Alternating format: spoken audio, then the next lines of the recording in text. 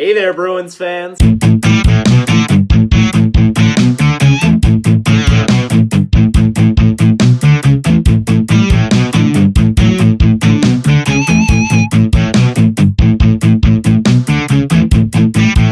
Welcome back to BNG Hockey, where it's always black and gold. The Boston Bruins lose 7-0 in Game 1 of the season. Let's get into this because I got a lot to say. The NHL was nice enough to send us to China and then have us start our season against the Washington Capitals, who are the Stanley Cup Champions, and then travel the next day to play Buffalo, but we'll get to that later. Capitals are raising the banner on this night. It was a really exciting thing for the fans. I thought they played a great series against Vegas. I'm happy Ovechkin finally got his cup. Push all that aside, 24 seconds in, it's already bad for the Bruins. TJ Oshie gets the puck at the side of the net and just snipes it past Tuukka Rask with a really quick shot. Nicholas Backstrom assists on this, getting his 800th point, and TJ Oshie has his first goal of the season. About a minute later, the Washington Capitals are on a power play. This will not be the last time that you hear that today. Evgeny Kuznetsov gets the puck right off the faceoff. It's kind of bobbling around in front of Rask. He's waving around trying to find it, and Kuznetsov has a wide open net at the side. 2-0 bad guys. Kuznetsov has his first of the year. The rest of this period has some pretty disappointing shot attempts by the Boston Bruins and pretty much overall domination by the Capitals. On to the second period. 4 minutes into the second period, the Washington Capitals are on a power play. Ovechkin's in his spot. You know it's going in, and he gets his first of the year. It's 3-0 bad guys. 2 minutes later, a guy named Nick Dowd has a spinorama backhand shot, and that goes past Rask because everything's going in today.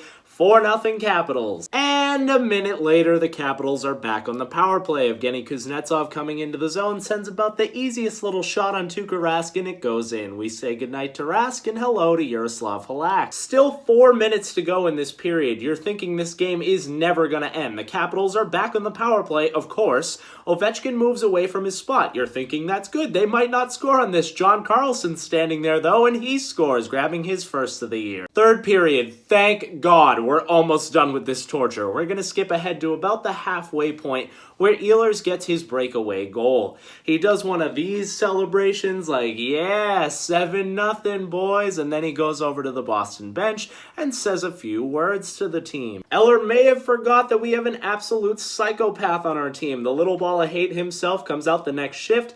Eller is out there as well. The Boston Bruins are bringing the puck this way while Marchand's skating this way to go attack Eller.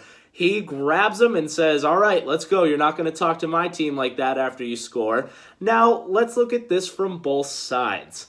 Eller did celebrate. He scored a goal in the NHL. It's a 7-0 game on the day you raise the banner. It's really, it's an exciting atmosphere. So I get that. I don't know what he said to the Boston bench. Clearly it wasn't something great. I don't know if I would go over and brag when it's 7-0 to the other team, but whatever it was, clearly Marchand got ticked off.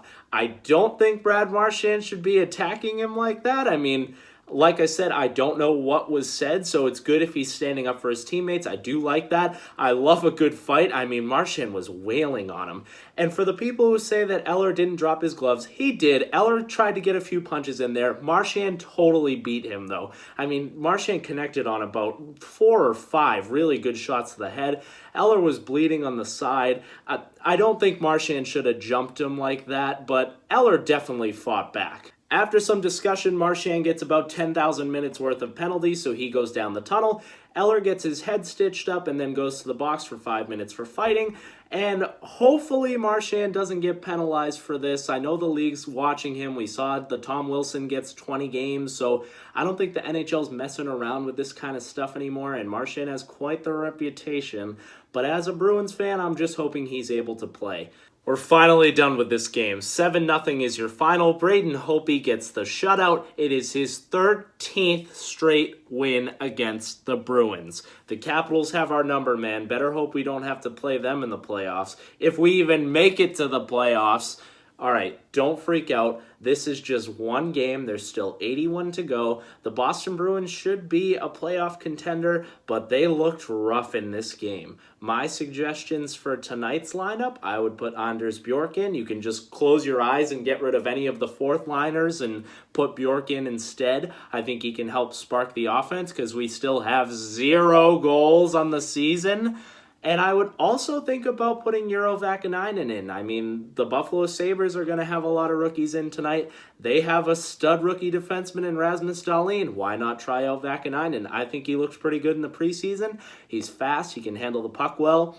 I would probably sit Matt Grzelcyk, only because I know he did have an injury in the preseason and he didn't look fantastic last night, but really no one did. So maybe I would try subbing those in, get some more speed and skill and youth in there.